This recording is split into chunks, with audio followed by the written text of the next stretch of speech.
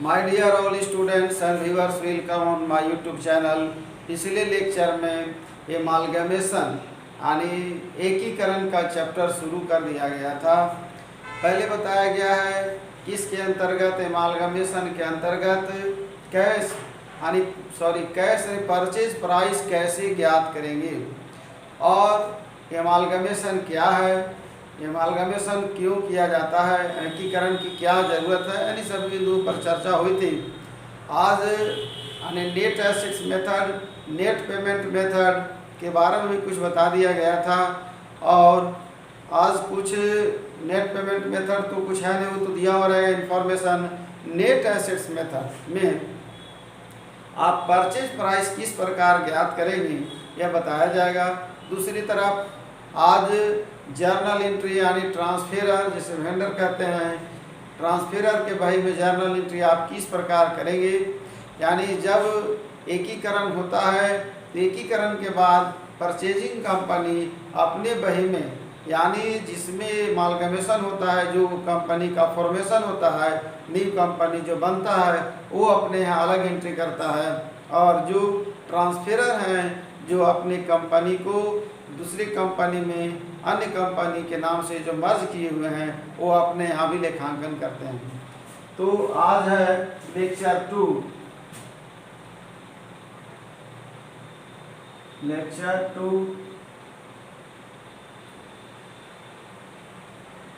Corporate accounting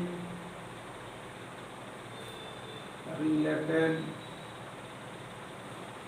एमालगमेशन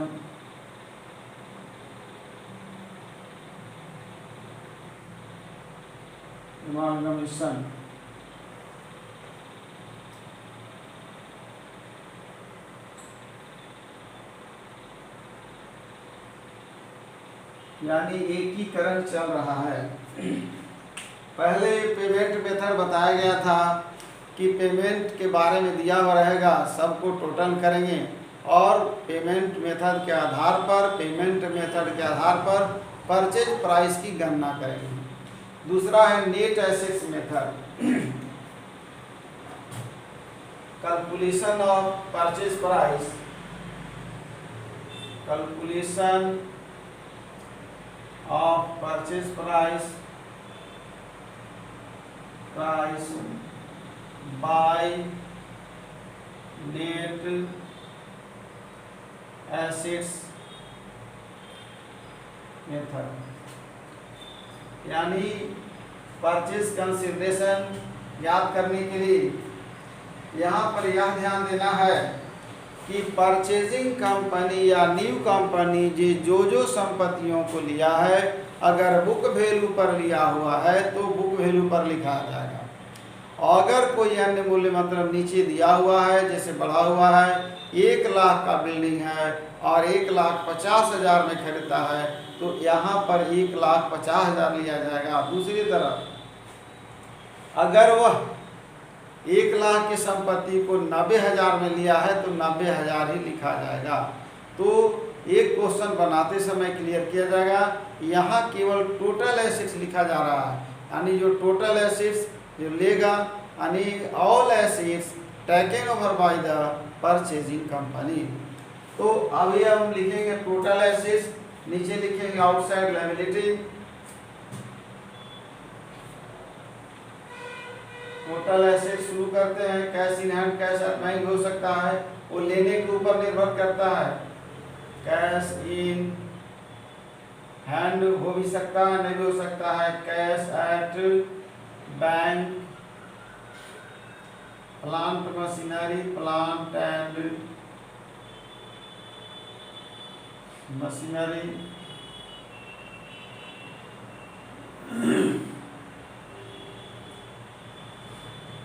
land and building, stock, data, prepaid expenses, trademark, goodwill, trade investment,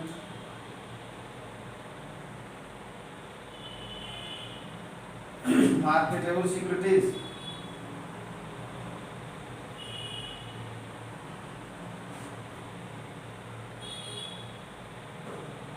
marketable securities,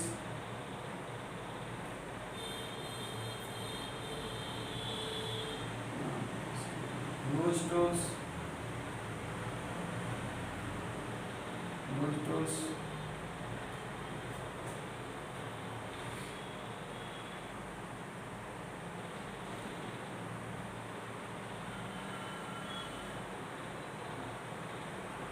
furniture, motor,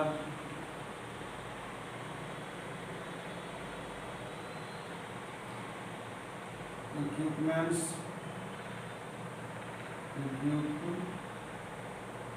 office कर देते हैं,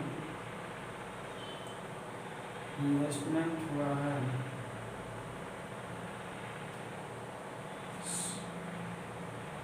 short term investment, patent trademark को क्या है देखते हैं, पैटेंट ट्रेडमार्क कॉपीराइट,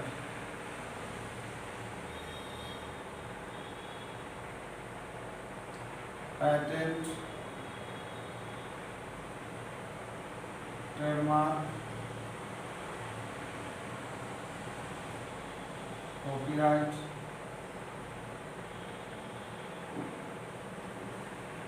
यानी सभी संपत्तियों का जोड़ किया जाएगा।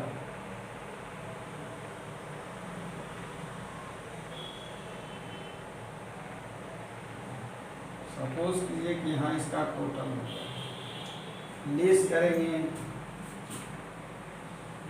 करेंगे आउटसाइड लायबिलिटी या एक्सटर्नल लायबिलिटी या टोटल लायबिलिटी लिखते हैं, टोटल लायबिलिटीज। नंबर 1 लेस का आइटम है क्रेडिटर, बीपी, बिल्स, केवल, bank, overdraft,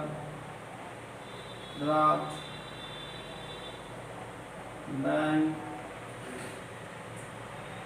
loan, outstanding expenses, creditor, bills payable, bank overdraft, bank loan, short term loan भी लिख सकते हैं, शॉर्ट टर्म। याद रखेंगे यहाँ पर इंटरनल लायबिलिटी में जैसे general reserve, reserve fund, capital, profit loss का शेयर बैलेंस यहाँ नहीं आएगा। यहाँ एक्सटर्नल लायबिलिटी वैसे लायबिलिटी, आउटसाइड लायबिलिटी को वैसे लायबिलिटी कहते हैं जिसे उसे हर हालत में पेमेंट करना है। जनरल रिजर्व और एक्सपेंसेस उसका खुद का बचाया हुआ पैसा है, इसलिए वो यहाँ नहीं आएगा। अगर इनकम्स रिसीव्ड इन एडवांस, यानी इसको टोटल करेंगे, अब आ जाएगा मेरा घटाने के बाद जो रिजल्ट आएगा वो आएगा परचेज प्राइस, परचेज प्राइस। ये जो होगा वो टोटल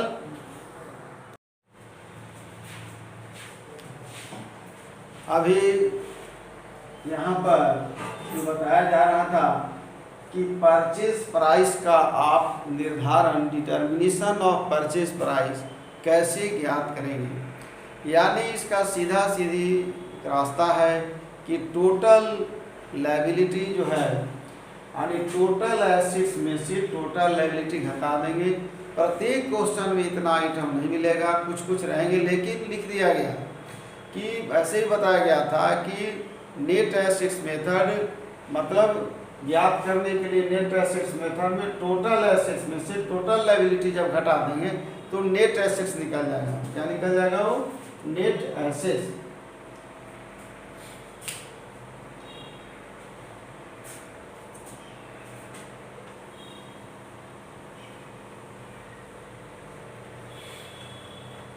अब जर्नल एंट्री यानी ट्रांसफेरर के बही में किस प्रकार करेंगे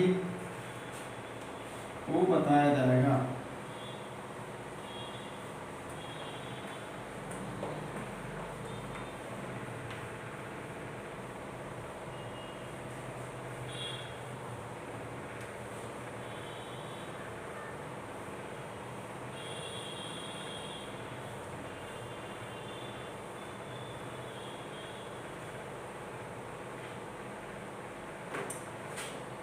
अभी बताया गया कि आप परचेज प्राइस का निर्धारण आप किस प्रकार करेंगे, यानी पहले जब परचेज प्राइस ज्ञात हो जाएगा तो हम लोग उसके बाद जर्नल एंट्री करेंगे। Journal entries in the books of, एक होगा ट्रांसफेरर, दूसरा होगा ट्रांसफेरी, या इसको हम वेंडर बोलेंगे, अच्छा समझ में आएगा। वेंडर, ट्रांसफेरर का हिंदी तो और ख़राब है, हस्तांतरक, हस्तांतरित, तो वहाँ नहीं जाएंगे। अभी हम यानी विक्रेता के बही में सबसे पहले लेखा करेंगे। पहला जर्नल एंट्री होगा कि यानी जिन जिन संपत्तियों को कौन क्रेता कंपनी ले लिया है वो सारा ट्रांसफ़र होगा, और जिन संपत्तियों को नहीं लिया है वो विक्रेता कंपनी स्वयं बेचेगा या ट्रांसफ़र करेगा, वो उसकी मर्जी पर निर्भर करता है। अभी हम लोग लिखेंगे journal entries in the books of, journal entries in the books of, यहाँ पर होगा ट्रांसफेरर, ट्रांसफेरर, ट्रांसफेरर का मतलब ट्रांसफर करने वाला। अब याद रखेंगे पहला एंट्री जो होगा realisation account DR to all sundry assets account, the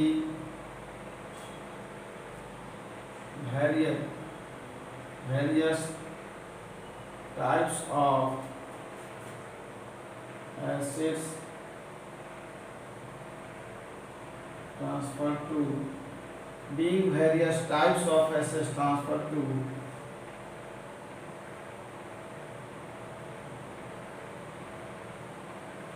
being various types of assets। अब याद रखेंगे कि एसेट्स में पहले अभी तुरंत लिखा गया था कि कैश इन हैंड होगा, कैश एट बैंक होगा, plant machinery, land and goodwill, और जो भी संपत्ति दिया हो वो लिया है तो ट्रांसफ़र होगा।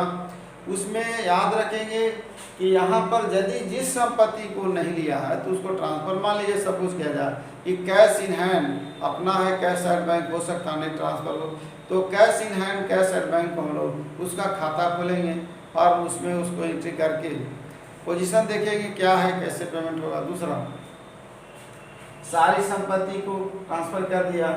अब दूसरा लिखते हैं हम all sundry liabilities,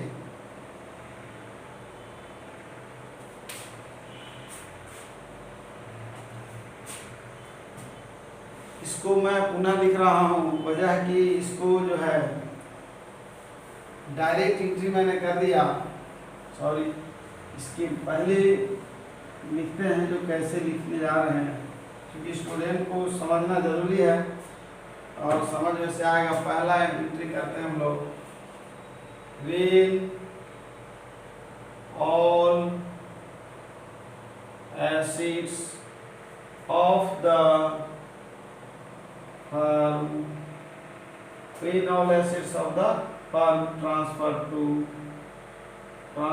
to realization account, to realization account, Hindi भी लिखते हैं when all assets of the firm transferred to realization account, firm की सभी संपत्तियों को या सारी संपत्तियों को, सारी संपत्तियों को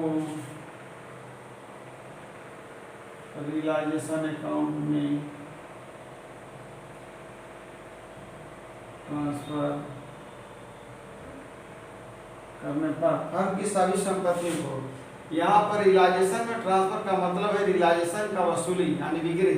तो यहाँ पर जिसमें ट्रांसफर कर रहे हैं रियलाइजेशन अकाउंट, ऐसे इसको दूसरे तरह से लिख सकते हैं quick all assets written off, लेकिन यहाँ पर चूंकि अभी ट्रांसफर हो रहा राइट ऑफ बात बराबर है, या ट्रांसफर कर दिए या उसको जो है एक तरह सेल किए लेकिन सेल नहीं हो रहा। Realisation account DR to all sundry assets account being various types of assets transferred to realization account। और इसमें पहले बता दिया गया है कि सारी संपत्ति को यदि लिया हो तो और नहीं लिया हो तो ट्रांसफर नहीं होगा। जो नहीं लिया है ट्रांसफर नहीं होगा। अगर कैश इन हैंड है, कैश ऑन बैंक है, इसका खाता खोलेंगे। अगर कोई अदर एसेट्स है तो विक्रेता यानी ट्रांसफरर स्वयं बेचेगा और उसका पैसा प्राप्त करेगा दूसरा। when all liabilities of the firm transfer to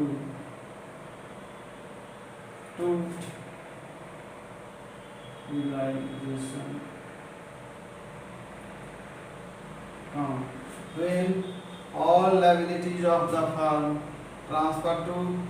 when all liabilities of the firm transfer to realization account, यानी फर्म की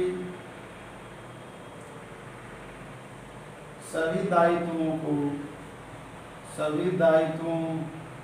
को ट्रांसफर करने पर, याद रखना है संपत्ति दायित्व का जस्ट अपोजिट याद रखेंगे। एसेट्स का DR बैलेंस होता है, यानी फर्म की सभी संपत्तियों का DR बैलेंस होता है। DR के बाद हम उसको CR किए, मतलब ही हो गया खत्म। राइट ऑफ यहाँ लिख सकते हैं कि being all assets written off narration, we can write here also, यहाँ पर लिख देते हैं being all assets written off। दूसरा है फर्म की सभी दायित्वों को ट्रांसफर करने पर, याद रखेंगे लायबिलिटी का हमेशा CR बैलेंस होता है, तो इसको हम लोग DR करेंगे, खुद राइट ऑफ हो जाएगा।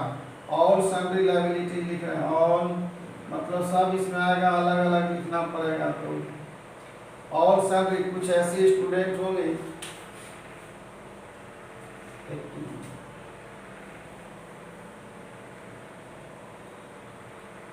ऑल सन्ड्री लायबिलिटी लिखा गया है, सबको डेबिट करेंगे एक एक करके। पहले हम क्रेडिटर लिख रहे हैं, क्रेडिटर्स अकाउंट दिया, बैंक लोन अकाउंट दिया, बैंक लोन अकाउंट दिया, BP अकाउंट दिया, बैंक ओवरड्राफ्ट अकाउंट दिया, आउटस्टैंडिंग एक्सपेंस अकाउंट दिया, शॉर्ट टर्म लोन हो तो शॉर्ट टर्म लोन अकाउंट दिया। 2 यानी अदर लायबिलिटी कर देते हैं, अदर लायबिलिटी अकाउंट दिया। 2 देखिए यहाँ पर रियलाइजेशन डेबिट है, ये उल्टा हो रहा, to realisation account, realisation account. अब इसका नारेशन लिखते हैं, 2 तरह से लिख सकते हैं। पहला being various types of liabilities transferred to realization account, और कर देंगे being sundry, SUNDRY, sundry liabilities written off, sundry liabilities written off। याद रखेंगे कोई भी स्थिति में यदि कंपनी का विक्रय हो रहा हो या ट्रांसफर हो रहा हो या अमालगमेशन हो रहा है तो वैसी स्थिति में संपत्ति और दायित्वों को ट्रांसफर किया जाएगा। अब आगे होगा परचेज प्राइस ड्यू का एंट्री या एक्सपेंसेस का।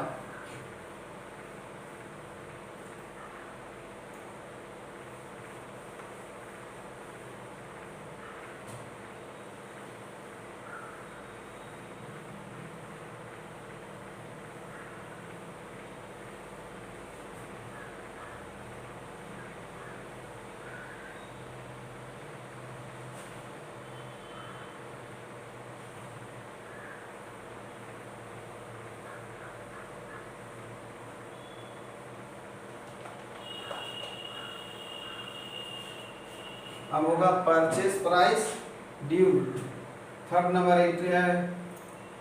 तीसरा number when purchase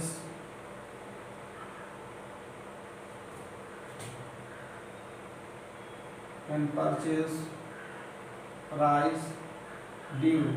purchase price due कहने का मतलब कि जब पहले परचेज प्राइस या सेलिंग प्राइस में ड्यू लिख सकते हैं, मतलब इसका जो खरीदा आदमी उसके पास पैसा बाकी है, पैसा तुरंत नहीं दिया है, देगा तो उसका भी लिखाएगा, लेकिन पहले ड्यू का एंट्री होगा तब होगा पेमेंट का।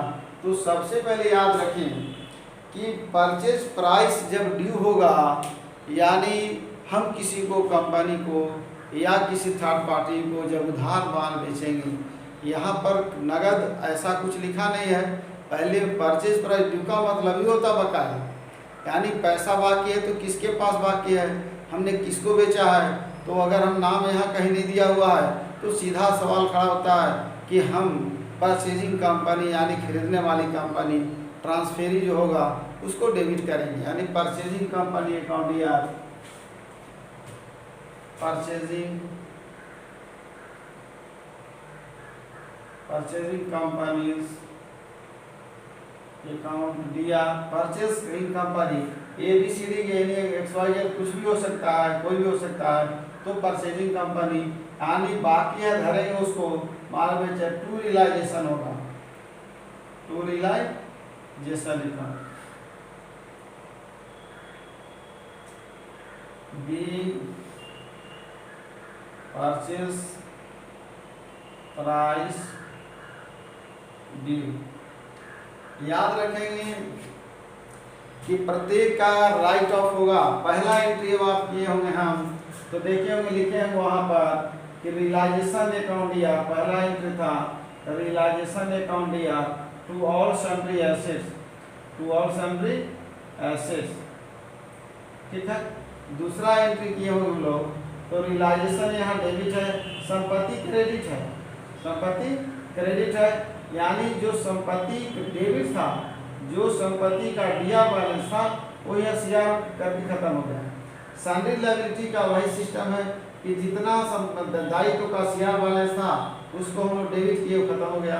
अब यहाँ पर आपका रियलाइजेशन है तो सब राइट ऑफ होते जाएंगे बारी बारी से। रियलाइजेशन अकाउंट या डेबिट है वहाँ, अब यहाँ इसको हम क्रेडिट करते हैं, ध्यान देंगे। अब यहाँ पर है परचेस, याद रखेंगे। अभी सॉरी गलती बोला गया, अभी मैंने कहा कि रियलाइजेशन अकाउंट यार है, पुनः एक बार रिपीट करते हैं कि सारी संपत्ति का DR बैलेंस होता है उसको मैंने खत्म कर दिया, राइट ऑफ किया, क्रेडिट कर दिया। दायित्व का लायबिलिटी का CR बैलेंस होता है उसको एंट्री में है दूसरा रकम में और सन्ड्री लायबिलिटी लिख के खत्म कर दिया। अब यहाँ रियलाइजेशन अकाउंट याद रखेंगे डेबिट है तो ये भी क्रेडिट होकर खत्म हो गया, बोलना था कुछ और। अब यहाँ पर ध्यान देंगे ये डेबिट है, ये क्रेडिट होकर ये भी खत्म हो रहा, यानी सब राइट ऑफ होते जाएगा। अब हम आगे भी लिख रहे हैं कि व्हेन परचेज प्राइस रिसीव्ड या पेड, व्हेन परचेज प्राइस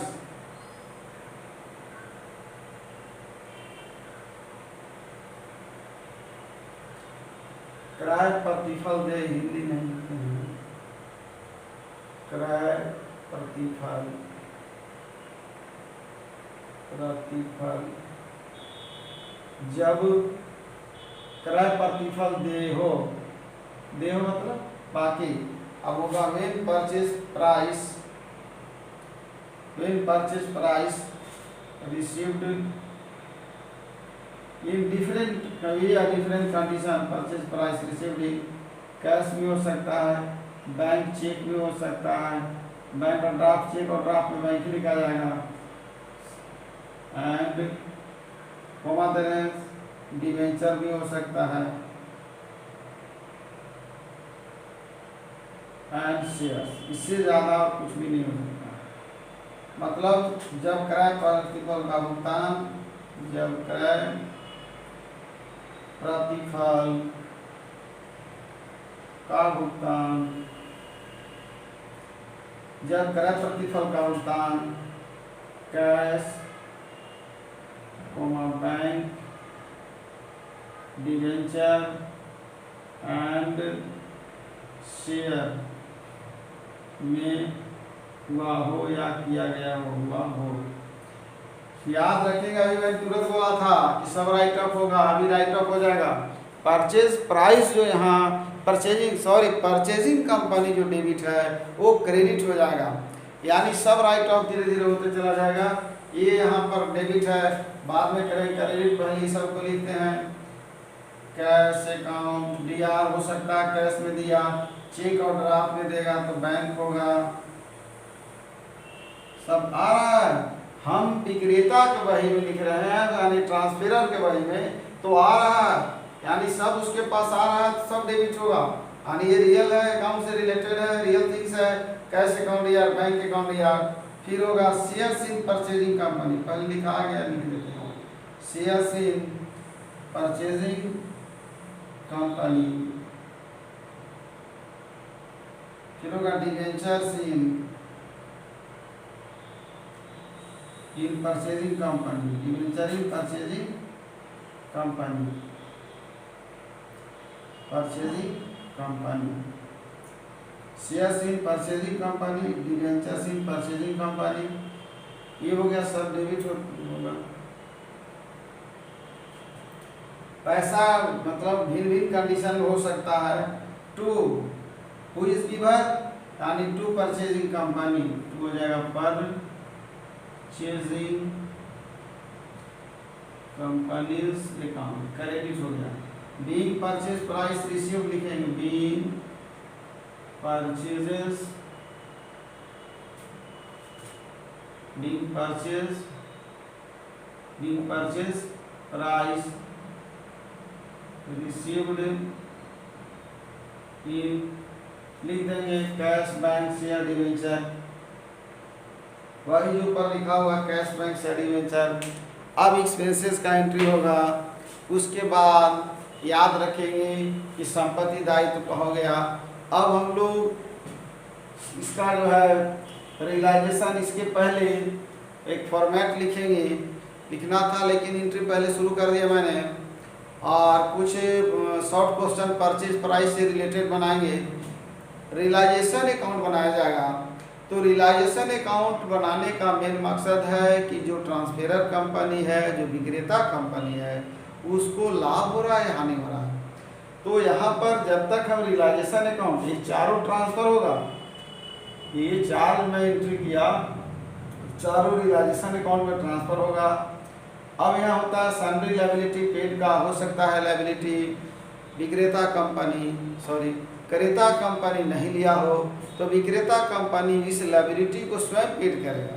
दूसरी चीज, रियलाइजेशन अकाउंट बनाने के बाद कंडीशन वहाँ पहले जब पढ़े होंगे तो लिखते थे हम लोग कि रियलाइजेशन अकाउंट या तो पार्टनर्स कैपिटल लिखाता था, लेकिन यहाँ पहले समझाया गया है कि यहाँ पर शेयर और डिवेंचर में पैसा मिलेगा, तो यहाँ पर रियलाइजेशन अकाउंट होगा। अगर प्रॉफिट होगा तो रियलाइजेशन अकाउंट या to share holder, equity share holder होगा। ठीक है, तो यहाँ पर प्रॉफिट को और लॉस भी हो सकता है, तो जस्ट अपोजिट एंट्री हो जाएगा। और आगे की परिस्थिति, चूँकि क्वेश्चन पहले एंट्री लिख देंगे हम लोग, अभी तो शुरू की है विक्रेता के बही में, उसके बाद 3-4 और एंट्री है, और क्रेता के बही में मात्र 2-3 एंट्री होगा, बहुत ज़्यादा उसमें है नहीं। तो उसके बाद हम रियलाइजेशन अकाउंट का फॉर्मेट लिखेंगे, रियलाइजेशन अकाउंट का फॉर्मेट लिखेंगे। आज मैं अपने लेक्चर को एमालगमेशन जो चल रहा है, क्योंकि अब ये चलेगा, क्वेश्चन बनेंगे, सबसे ज़्यादा है कि समझने का प्रयास करना है। कोई भी लेसन पहले बताया गया है कि डिफ़िकल्ट नहीं होता है। डिफ़िकल्ट तब हो जाता है जब आप उससे एकदम नाता तोड़ देते हैं, पढ़ना छोड़ देते हैं, उसको वीडियो जो दिया जा रहा है या भेजा जा रहा है या बनाया जा रहा है, उसके महत्व को समझें और देखें और समझने का प्रयास करें और क्वेश्चन बनाएं। यानी इस बुक का जो चल रहा है अभी, सिंह एंड मेहता, एस.एम. शुक्ला की किताब से भी क्वेश्चन बनाया जाएगा एमालगमेशन। आज मैं अपनी लेक्चर को यहीं करते हुए अपने सभी व्यूअर्स को बहुत बहुत धन्यवाद।